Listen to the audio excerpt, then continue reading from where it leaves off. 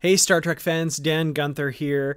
Today I've gotten my hands on the first issue of the Star Trek Countdown series from IDW. This is a 3-issue series leading into Star Trek Picard, which will be premiering on CBS All Access in the States on January 23rd. So what does this first issue have in store for us? Well, let's check it out. The issue starts out with a couple of Romulans working on what would appear to be Jean-Luc Picard's vineyard in Le Bar, France, as they talk about what they owe Picard, the man who risked everything for us. The story then jumps back in time 1 year, showing us kind of the lay of the land and what the various characters are up to.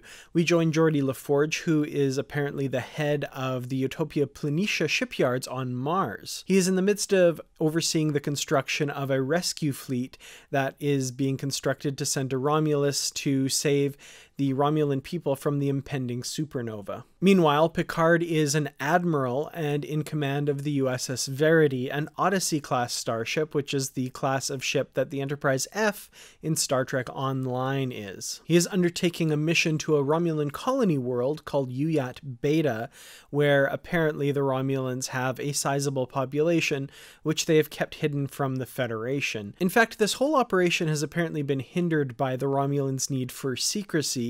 They didn't even let the Federation know of the impending supernova until the Federation was able to produce proof of it themselves.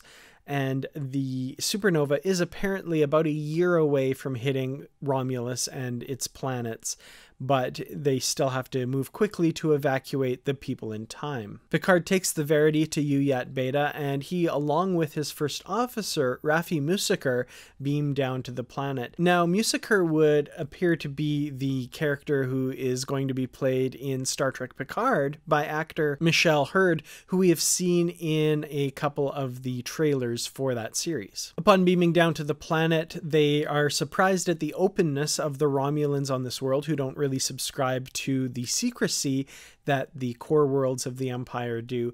However, thanks to this openness, they do discover that there's a native population numbering about 5 million that also live on the planet that the Romulans have no concern about. They don't really care if they're evacuated. They see them as the same as like the trees and the rocks. They're just a part of the world, and why would we worry about evacuating them? However, of course, Picard, being the paragon of virtue that the Federation and Starfleet represent, insists that they must be rescued as well, not just the Romulans on the planet. The governor of this planet takes umbrage at that idea and takes Picard and his first officer prisoner in the hopes of persuading the ship to take the Romulan people and leaving the native population behind. It's basically at that point that we get the to be continued, with Picard jailed by the Romulans and his mission at a seeming standstill. Now, I have to say I really enjoyed this comic. I think it's an interesting introduction to the world that we're going to be seeing in Star Trek Picard. I don't see this as necessary reading to enjoy the series. That would be silly, but I think it will definitely add something when all is said and done. I really like the artwork, the design of the uniforms, and the characters are all very, very well done. The story itself is well written and very interesting. This is a collaboration between Kirsten Beyer and Mike Johnson. Kirsten Beyer, of course, is well known for her Star Trek Voyager novels, very excellent novels, I have to say, as well as being a staff writer on Star Trek Discovery and Star Trek Picard.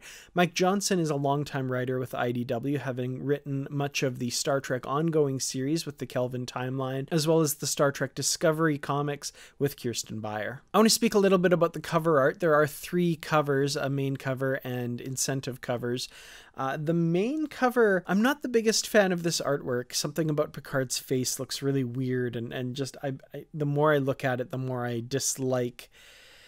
It just feels like a bit of a bad photo edit job. I hate to say that, but it just does not strike me the way it should, I think. The other 2 covers, I think, are quite passable. There's a retailer incentive photo cover, which is, of course, the promo photo we've seen of Picard and number 1, his dog. And then there's a retailer incentive cover B by Sarah Petra Durocher, and I love this cover. I think this is beautiful. Much better cover than the standard cover by Michael Pangrazio. So apologies for that, but I feel like that shouldn't have been the main cover. But otherwise, the artwork in this book is very, very good.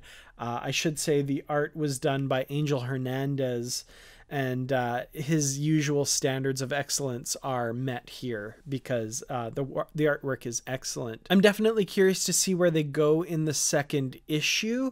I like that we're getting this kind of rescue mission from Picard and seeing that backstory filled in and tying it into the supernova that wipes out Romulus as well. I think timing wise it works really well. It's, you know, about 14 to 15 years before Star Trek Picard.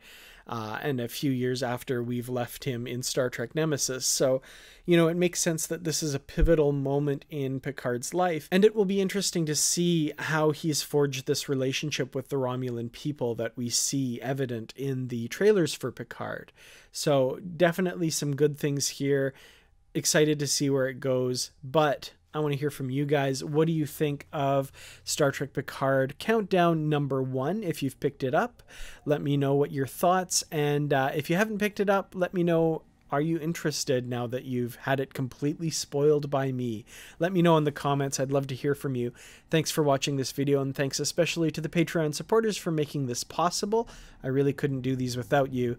And thanks to everyone else for liking, sharing, and subscribing. I'll see you in the next video. Until then, as always, live long and prosper.